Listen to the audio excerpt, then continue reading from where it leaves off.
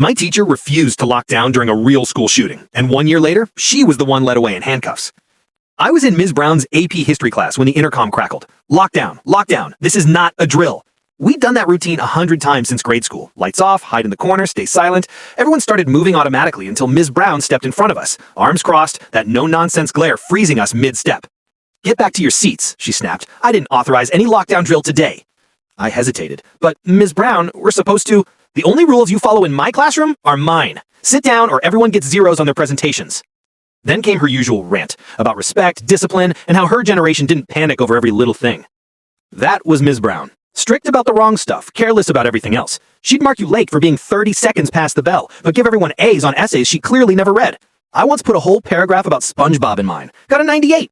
So yeah, most of us sat back down. No one wanted to argue with her. Then the intercom repeated. Code red. This is a code red. All staff and students follow lockdown procedures immediately. That never happens in a drill. My stomach dropped. The hallway lights were still on. Teachers always shut them off during drills. Then came the popping. Not fireworks, sharper, louder, real. Phones buzzed across the room. I checked mine. Text from my boyfriend Tyler in chemistry 2 halls over. Hiding in supply closet. Someone has a gun. Where are you? Another text. Behind filing cabinet in main office, under Mr. Garcia's desk. I showed my phone to Ms. Brown. My boyfriend says there's someone with a... I see what's happening here. You think you can pull some elaborate prank to get me fired. I'm not playing this game. The popping got closer. Someone screamed in the hallway, the kind of scream you don't mistake for acting. That's probably drama class rehearsing, though her voice was trembling. Across the hall, Mr. Peterson's class was dark, no movement. My hands were shaking as I texted Tyler. Henderson won't let us hide, still at desks. His reply came fast. Get to safety, now. Then, the quiet kid stood up. Miss Brown, please, this feels real. Feelings aren't facts, Ben. Sit down. Then came the running, dozens of footsteps pounding past the door. The intercom cut out mid-sentence. Bang, bang, bang. No mistaking it now. I stood. We need to hide, now. Sit down or you're expelled, Ms. Brown barked, blocking the light switch. I will not lose my job because you children want to play games. Something in me snapped. I don't care. I sprinted for the lights. That was it. Everyone broke. Half the class ran to the safe corner. The rest froze, trapped between following rules and staying alive. Ms. Brown grabbed my arm, but I pulled away. She was still yelling about hysteria and social media paranoia, but no one listened. We shoved desks against the door, hearts racing. Someone was crying. Someone whispered a prayer. 23 of us crammed together, trying to become invisible. Everyone except Ms. Brown. She stayed at her desk, arms crossed, furious. The doorknob rattled. Every sound vanished. The handle turned. Locked. Thank God. A shadow moved across the crack beneath the door. It paused. Breathing. Or maybe that was just ours. Then footsteps. Moving away. Those 10 seconds felt like an hour. 40 minutes later, the SWAT team found us. And 1 year later, Ms. Brown was the one in handcuffs. Ms. Brown kept talking about how we'd all overreacted to what she called a simple drill. A week later, we finally learned the truth. The reason she said that. Because that's when they told us who the shooter was. Jake Wilson, the quiet kid from my sophomore English class. The one who always sat in the back corner sketching anime characters in his notebook. I was sitting on a gurney outside when a paramedic wrapped the blood pressure cuff around my arm. My whole body was shaking like it was the middle of winter, even though it was May. She kept asking if I could breathe okay, but all I could think about was Jake walking past our door. Jake with a gun. Jake who had lent a pencil to just last week. Detective Santos arrived soon after, badge glinting under the flashing lights. She crouched down to meet my eyes, tablet in hand, and asked me to walk her through everything that happened in Miss Brown's classroom. I told her about the lockdown announcement, how Miss Brown refused to let us hide, how the sounds in the hallway kept getting closer. She wrote everything down, nodding when I mentioned that I was the one who turned off the lights. The parking lot looked like a war zone. Parents screaming names, news vans setting up, paramedics rushing stretchers into ambulances.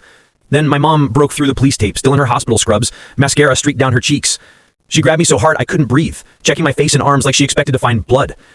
She demanded answers from Detective Santos, how a teacher could refuse to lock down while there was an active shooter in the building. Tyler's mom was there too, crying uncontrollably while holding him like she'd never let go again. Detective Santos took me aside, opened her tablet again, and showed me screenshots of my texts to Tyler, the one saying Miss Brown wouldn't let us hide. 23 students told the same story, she said quietly. Your teacher kept insisting it was fake even after the gunfire started. Then she told me something that made my stomach twist. 2 students were dead in the math hallway. 3 more were in the hospital. All from classrooms that followed protocol, except one girl who got grazed by a bullet through a door. Dad showed up soon after and took over for Mom, leading me silently to his truck. The drive home was dead quiet. Even the radio stayed off. When a motorcycle sped past us at a red light, we both jumped. Home didn't feel safe anymore. It smelled the same, coffee and laundry detergent, but everything felt wrong. Dad made spaghetti, but I couldn't eat. My phone wouldn't stop buzzing with messages. Why didn't Miss Brown let you hide? That night, I barely slept. Those 40 minutes kept looping in my head. The next morning, an automated call from the district said school was canceled indefinitely, with counselors available at the community center. Mom stayed home with me, but I locked myself in my room. Every TV channel showed our school. Then Miss Brown's face filled the screen. She stood in her driveway telling reporters she had maintained control during chaos and that her students were alive because she didn't panic. Mom threw the remote so hard the TV cracked.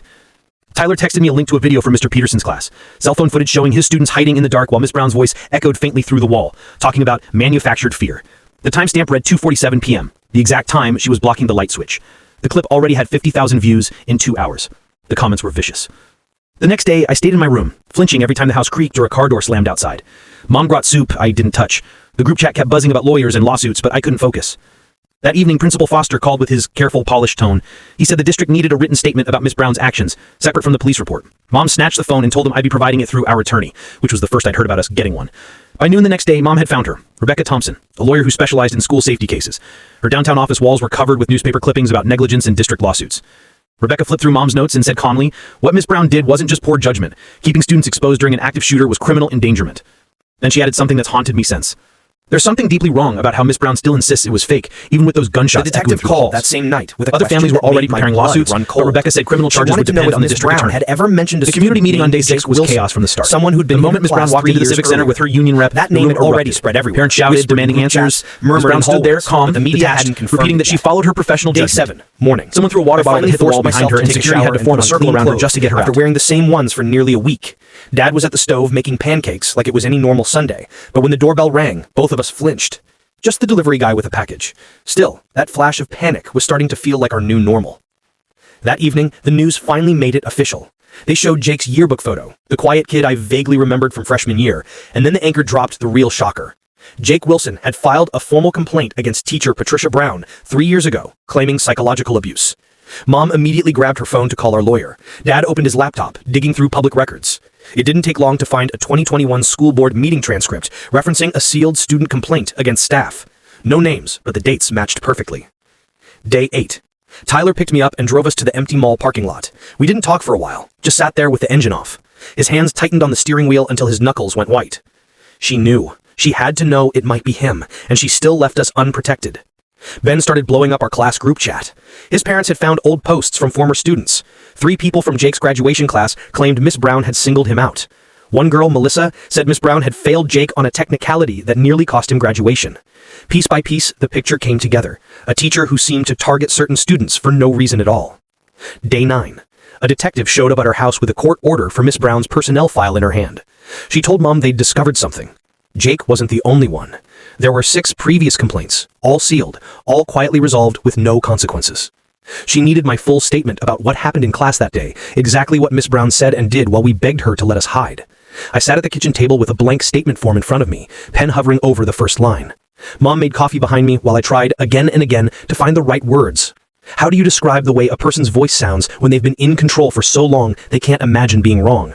I started over 6 times before deciding to just write it all down, step by step, no opinions, just facts. Day 10. My phone buzzed during breakfast with a breaking news alert. The school board had placed Miss Brown on administrative leave pending investigation. For a moment, that sounded like justice, until I read the teachers' union statement beneath it. They called it a rush to judgment against a dedicated educator with 25 years of service.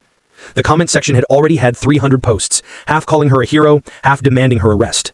Mom closed my laptop and told me to stop reading, but not before I saw my name mentioned 14 times. That afternoon, Principal Foster came to our house. He looked completely wrecked. He sat on the couch, staring at his hands, and admitted that there had been complaints about Miss Brown for years, parents saying she was too harsh, too controlling, but her students' grades were good, and she had tenure, so nothing ever came of it. His voice cracked when he mentioned 2 kids who didn't make it out. Day 11. I woke up to my phone exploding with messages. Someone had leaked Jake's manifesto before the FBI could take it down. 3 pages, all about Miss Brown. He wrote about how she failed him over a missing footnote, how that grade cost him his dream college, how she laughed when he asked for another chance. He'd recorded conversations, kept dates, collected proof, his twisted way of justifying what he did. That night, our lawyer Rebecca gathered all 23 families from Miss Brown's class in a hotel conference room. She stood at the front holding a thick stack of papers and said the words that left the whole room in chaos. The school district had been warned. Jake's therapist had sent an official notice 2 months before the shooting, warning about his growing obsession with Miss Brown. Parents started shouting, crying, demanding to know how it was ignored. Rebecca tried to explain about mandatory reporting and liability laws, but no one could even hear her. Day 12. By morning, my Instagram was flooded with messages. Someone had leaked Jake's manifesto before the FBI could take it down. My Instagram was flooded with messages. Miss Brown had gone on a podcast called Truth and Education, spending a full hour casting herself as the victim of cancel culture. She used my full name, called me a troubled student with attendance issues, and even twisted my grandmother's funeral into me skipping class for fun. The host kept agreeing, saying things like, "Kids today are soft, they can't handle discipline." Rebecca sent a cease and desist within 2 hours, but the damage was done. The episode already had 12,000 downloads. Now strangers were flooding my DMs, calling me a liar, a fraud, even a crisis actor. Someone found Mom's work number at the hospital and started calling the nurses station, asking if she was proud of raising a teacher destroyer. Day 13. Tyler showed up that night with his sleeping bag and camped out on my floor. Neither of us wanted to be alone anymore. We lay there in the dark at 3 a.m., both staring at the ceiling, too wired to sleep. He whispered, "I could have pulled the fire alarm from the chem room." And all I could do was stare into the dark, replaying the moment we realized Miss Brown wasn't going to save us. If she just locked the door when we begged her to, maybe everyone could have gotten out before Jake even started shooting. The what-ifs kept looping in my head until it felt like they were eating both me and Mom alive. But there wasn't anything left to say that could make any of it make sense. The morning after the detective's call, Miss Brown's husband, the realtor who sold half the houses in town, launched a GoFundMe for her legal defense. Within 6 hours, it had hit $30,000. The page was full of glowing photos of her at graduations, hugging former students who'd grown up to become doctors and lawyers, conveniently leaving out anyone who didn't fit that perfect story. Strangers from 3 different states were donating, leaving comments about cancel culture and witch hunts against good teachers. Day 14. Ben's mom called, voice trembling, to tell me their family was backing out of the group lawsuit. She said Ben's dad's construction company had just lost 3 major contracts with no explanation. She kept repeating that there was no proof it was connected, but everyone in town knew Ms. Brown's brother-in-law owned the biggest development firm around and played golf with half the city council. That same afternoon, Daniel Harris from my grade found me at the coffee shop, hands shaking as he slid into the seat across from me. His phone was already open. He'd been hiding behind the secretary's desk in the main office during the shooting, right where he could see the security monitors. Without even realizing what he was doing, he'd recorded part of it. The video was grainy but clear enough. Ms. Brown walking down the hallway 30 seconds after the first shots. Not running, not ducking, just walking calmly like it was any other passing period. In the same footage, Mr. Peterson's classroom door was already barricaded and Mrs. Garcia's students were hidden under their desks. Right there at the table, Daniel sent the clip to Detective Santos, his hands shaking so badly he kept mistyping. Day 15. I finally went back to therapy. First time since my parents' divorce in middle school. Dr. Patel's office hadn't changed. Same beige walls, same fake plants, same white noise machine that was supposed to be relaxing, but just made me think of static. I told her about the shadow under the classroom door, about hearing Ms. Brown's voice saying we were being hysterical while people were dying down the hall. Dr. Patel jotted notes on her yellow legal pad and asked what I felt in my body when I remembered it. That night, Daniel's video hit Twitter. By midnight, #BrownKnew was trending, 40,000 retweets and counting. People kept slowing the clip down, zooming in on Ms. Brown checking her phone while other teachers were dragging students into classrooms. The timestamp made it clear. It happened after the first shots. News vans parked outside Daniel's house. His parents packed him up and sent him to stay with his aunt in Boston. Day 17. Ms. Brown's attorney held a press conference on the courthouse steps. 3 of her former students stood behind him in suits, one of them a state senator, calling the investigation a rush of judgment. The lawyer claimed the footage was manipulated and demanded an independent review. Tyler's parents didn't wait to see how it played out. They transferred him to St. Mary's private school that afternoon. He kept texting me from his new classes, apologizing for leaving. I told him to stop feeling guilty, to just stay safe. Our phones became a lifeline, both of us messaging at 3 a.m. just to make sure the other was still okay. Day 18. I couldn't sleep again, so I started searching Ms. Brown's name online. I found an old Reddit thread from 2019 titled, "Who was your worst teacher?" 3 separate users had mentioned her, saying she'd pick one student each year to mentally break down. The post had been deleted, but I found the cast version on the Wayback Machine and sent screenshots straight to our lawyer. Day 19. The school board meeting turned into chaos. Half the parents were shouting for Ms. Brown to be arrested. The other half were screaming that she was being scapegoated. One woman yelled that Ms. Brown saved those kids by keeping order, while Ben's dad, who'd already dropped out of the lawsuit, stood up and shouted that she almost got them all killed. Security had to clear the room and people started shoving each other in the parking lot. By morning, Daniel's mom, Rebecca Harris, filed for a restraining order. Ms. Brown's supporters had started showing up at our houses, taking pictures of our front doors and posting them online with our addresses. The judge dismissed it, saying it was just free speech. Rebecca cried through the whole hearing. That night, I couldn't stop doom scrolling through comments defending Ms. Brown. Around 3 a.m., something in me snapped. I pulled up the publicly released 911 recordings and synced them to the official timeline. Setting my phone against a desk lamp, I hit record. I didn't authorize any lockdown drill today. Bang. Sit down or you're all getting zeros. Bang. Bang. My hands shook, but I kept going, reading every line she said while the gunfire echoed behind it. I uploaded the video to TikTok at 4:17 a.m. expecting nothing. By noon, it had 2 million views. Other students began posting their own clips showing how their teachers had reacted that day. Mrs. Garcia had her kids under desks in 8 seconds. Mr. Peterson hid his class in the storage closet before the second announcement. Coach Williams carried 2 frozen freshmen into the equipment room. Every single teacher, except Ms. Brown. Soon the hashtags flooded every platform. Hashtag teachers save students for the heroes, and hashtag Brown chose control for our classroom, where we just sat there while the shots echoed down the hall. That night, sometime around 2 a.m., Tyler showed up at my doorstep without warning. His mom had driven him over after finding him in the middle of a panic attack in their bathroom. We ended up sitting in my driveway until sunrise, sharing earbuds and listening to the playlists we used to love, back before everything fell apart. He kept whispering the same sentence again and again, like he was trying to convince himself it was true. By morning, the district attorney's office held a press conference. 23 counts of reckless endangerment of a minor, one for every student in our class. Miss Brown turned herself in wearing a navy blue suit, her teaching awards pinned to the jacket like medals of honor. Cameras caught every second of her walking up those courthouse steps, chin high, a faint smile on her face. Her bail hearing happened later that afternoon. The judge set it at $50,000. Within 2 hours and 17 minutes, her supporters' GoFundMe hit the full amount. She walked out of the courthouse still smiling, stopping in front of the cameras to talk about vindication and control.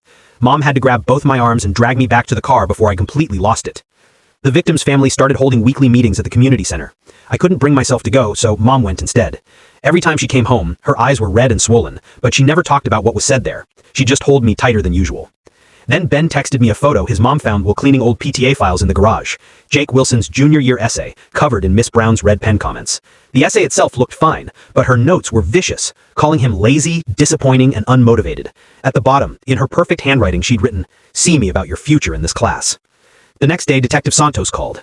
They'd uncovered 6 more complaints about Miss Brown going back 15 years, all from male students. Every single one described some form of psychological manipulation, and every single case was quietly dropped after private meetings with the administration. The detective sounded exhausted when she said this kind of cover-up wasn't uncommon. Then, at a hastily arranged press conference, Principal Foster resigned. Standing behind the podium, he actually admitted he'd failed us. He said Miss Brown should have been removed years ago, but he'd chosen the easy way out.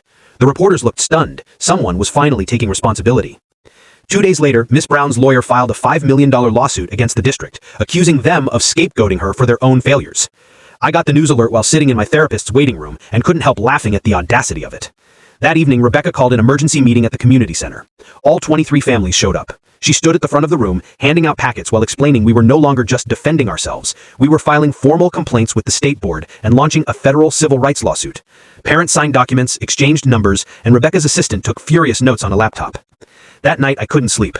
I found an old notebook in my desk drawer and started writing everything down. Every word Miss Brown said during those 47 minutes. Every threat. Every time she blocked the light switch. Every second she kept us seated while the gunshots grew louder. Dr. Patel said writing helps process trauma, but to me it felt like building a case. 3 days later, my phone blew up with notifications about a new website, Survivors of Room 203. Former students had created it, and already there were dozens of testimonials pouring in. 37 stories in the first few days alone. Students from a decade ago describing the same behavior, public humiliation for questioning her, mysteriously dropping grades if you challenged her, and constant mind games that made you doubt yourself. The pattern was undeniable. A local reporter reached out through my mom, asking for an interview. My hands were shaking when the camera started rolling, but my voice didn't waver. I told them what happened, that Miss Brown looked at us while gunshots echoed in the hall and chose her authority over our lives. When the segment aired, my phone wouldn't stop buzzing. Then Ben shocked everyone by posting his own story on Instagram despite his parents' warnings. He wrote about almost staying seated because he feared Miss Brown's punishment more than dying, and how I saved his life by disobeying her. Within 3 hours, his post had over 10,000 shares. Later that day, the FBI called my parents. They'd recovered deleted texts Jake had sent to a friend the night before the shooting. In them, he described how Miss Brown had destroyed him in front of everyone. The messages were explicit: his plan, his rage, his hatred. 2 days after that, the news broke that Miss Brown's husband had filed for divorce, moving out in the middle of the night. Court records showed he'd been planning it for months. The shooting just accelerated everything. When I went back to school to clean out my locker, room 203 was still sealed off with yellow tape. The hall smelled of industrial cleaner, trying to erase what happened. I grabbed my things fast while Tyler was waiting outside with the car running. The prosecution brought in Dr. Catherine Mills, a crisis response expert, to review everything.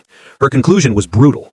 Miss Brown had violated every single protocol and shown gross negligence that directly endangered students' lives. Her supporters raising $50,000 in just over 2 hours made me wonder who has that kind of money and why defend someone who risked children's lives to preserve control. Dr. Mills's report was 50 pages long, full of professional language that all boiled down to one sentence: Miss Brown chose control over children. When her supporters organized a courthouse rally, it collapsed into chaos. The parents of the two students who died arrived to counter-protest. When someone shouted, "She did nothing wrong," one of the mothers fell to her knees, sobbing on the courthouse steps. The photo went viral in minutes, a symbol of a town torn in two. By that weekend, Tyler's mom hosted a support group meeting at the community center. 23 of us survivors sat in a circle of folding chairs. A girl from Mr. Peterson's class talked about how her teacher flipped desks into barricades. Another student said his teacher pulled everyone into a chemical storage closet and blocked the door with a cabinet. Every other classroom had the same story, teachers who protected their kids. Except us. One girl looked right at me and said softly, "We shouldn't have had to save ourselves." And everyone nodded. By the 35th day, the State Board of Education finally launched its investigation after public outrage became impossible to ignore. Rebecca called that afternoon, her voice tight with disbelief, to tell me investigators had subpoenaed a decade's worth of district records. They'd already uncovered 17 formal complaints against Miss Brown that were quietly buried. Now prosecutors were looking into whether school administrators who protected her could face criminal charges. That evening, Mom arranged dinner with Tyler's family. The four of us sat around their dining table, barely touching our food. Tyler's dad tried to talk about college applications, but his words floated in the air and fell flat. His mom mentioned summer vacation plans before freezing mid-sentence when a car backfired outside. We all jumped at once.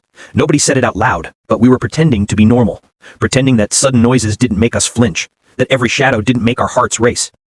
On day 40, I stood behind a microphone at the state capitol, facing 300 people in a row of legislators scribbling notes. My voice shook as I read from my statement. Miss Brown weaponized her authority while a real weapon was inside our school, I said. She valued her ego over our lives. How many complaints does it take before someone listens?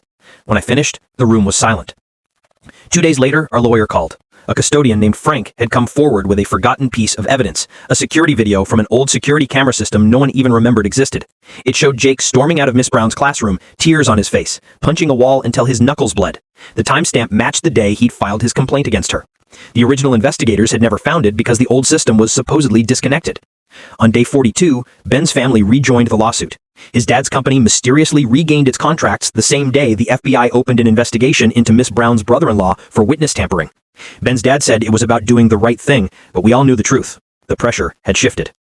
A week later, a grand jury upgraded Miss Brown's charges to attempted murder by depraved indifference. Her lawyer went on television claiming prosecutorial overreach, but the DA countered that leaving children exposed during an active shooter event was the very definition of reckless disregard for human life. Legal experts said the charge was usually reserved for fatal DUI cases, but this might set a precedent. Tyler got his early admission letter from State University on day 45, but he called them that same afternoon to defer for a gap year. That night we sat on my porch as he explained why. "I can't leave you to go through the trial alone," he said. We both knew this wasn't teenage romance anymore. It was something forged in trauma, something darker, deeper. Day 47 was the first good day I had since the shooting. I went 6 hours without thinking about it while cleaning the garage with Mom. Then guilt hit me like a wave. How could I forget when 2 classmates never got to? Dr. Patel said healing isn't linear, but it still felt like betrayal. The board's hearing to revoke Miss Brown's license took place on day 50. She arrived in a black suit, claiming she was the victim of a witch hunt. When they read statements from 37 former students describing her cruelty, she called them weak children who couldn't handle discipline. The room went still. The chairwoman had to bang her gavel twice when Miss Brown began shouting about cancel culture. The board voted unanimously to revoke her license and sent the case to the Attorney General for additional charges. Then came day 52. Detective Santos called with a discovery that made my hand shake so badly I dropped the phone. She'd found a sealed folder from 2009, Miss Brown's transfer file. A student at her previous school had attempted suicide and left a note naming Miss Brown as her abuser. The district quietly moved her instead of investigating because the superintendent's wife was her cousin. Hours after Santos leaked it to a journalist, Facebook lit up with a group called Survivors of Patricia Brown. Within a day, it had over 200 members from schools spanning 25 years. Story after story described the same pattern: public humiliation, contradictory instructions, gaslighting, and verbal cruelty. 2 days later, Mom and I met the parents of Michael and Sophia, the 2 students who died because they obeyed Miss Brown's orders to stay seated. Mrs. Johnson gripped my hand and said, "We don't blame you." Mr. Garcia's voice broke as he said, "Our children followed the rules. Yours had to break them to survive." That afternoon, Rebecca told me prosecutors had uncovered something chilling. Miss Brown had known Jake might target her. She kept us exposed on purpose, using us as psychological leverage. The state would argue she turned her classroom into a stage, using our fear as part of her control. By day 56, the district's lawyers panicked, offering a $30 million settlement without admitting fault. Some families accepted, but mine and 12 others refused. We wanted justice, not hush money. 2 days later, Tyler and I visited the memorial outside the school. Flowers, photos, stuffed animals covering the steps. Someone had taped a copy of the lockdown protocol to the door with a note that read, "These rules save lives if teachers follow them." Between two bouquets, Tyler found something that froze both of us. A printed copy of Jake's manifesto. It was 5 pages long, describing Miss Brown's manipulative teaching style like a psychological experiment. Every incident he listed, mocking, gaslighting, deliberate confusion, was verified by the FBI through former students. Soon after, Miss Brown's old teaching assistant came forward in a TV interview, admitting she quit after 1 semester because she couldn't bear watching Miss Brown torment kids. She'd even reported it, but nothing happened. Tenure made her untouchable. Ben's deposition came on day 62. His dad sent us the transcript, proud of how steady he'd been. Miss Brown taught us that authority mattered more than safety, Ben said. That day, I learned survival matters more than obedience. When asked if he blamed me, he said she was the only adult in that room who acted like one. The FBI raided Miss Brown's brother-in-law's house after catching him threatening Ben's dad's business partners. Her entire web of protection was collapsing. Weeks later, Rebecca helped me draft my victim impact statement. I wrote about those 47 minutes, how Miss Brown blocked the light switch, ordered us to sit still, and refused to believe we were in danger. The words started angry, then softened into exhaustion. On day 70, Ben texted me in all caps. She emailed my parents. Miss Brown had written that Ben was confused about what happened. The prosecutor had her arrested within 2 hours for violating bail.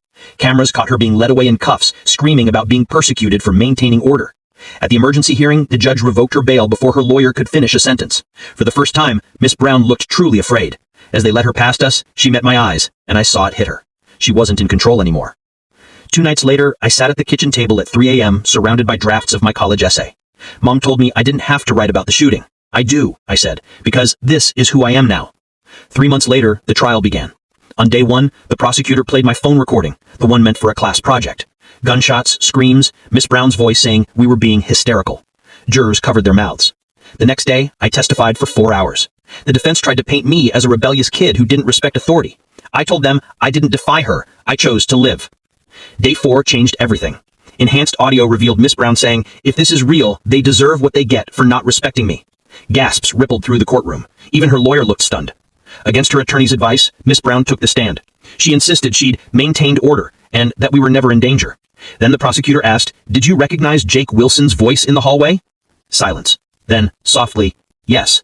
The room erupted. When it quieted, the prosecutor stepped closer.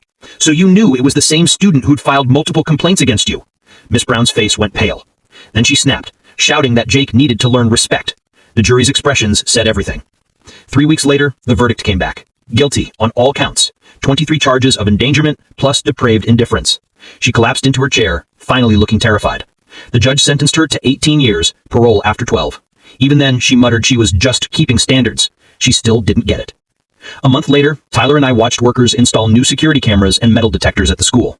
"We survived," he said quietly. This time, it wasn't a question. Ben spoke at a school board meeting that spring, demanding reform. "No student should have to choose between grades and staying alive," he said. That fall, I started at State University, majoring in education policy. For the first time, I was just Brianna again, not the girl from the shooting. They reopened room 203 as a memorial classroom that November, and when I stood at the front, where Miss Brown once stood, I told everyone that protecting students isn't just about drills, it's about listening when they say something is wrong. Driving past the school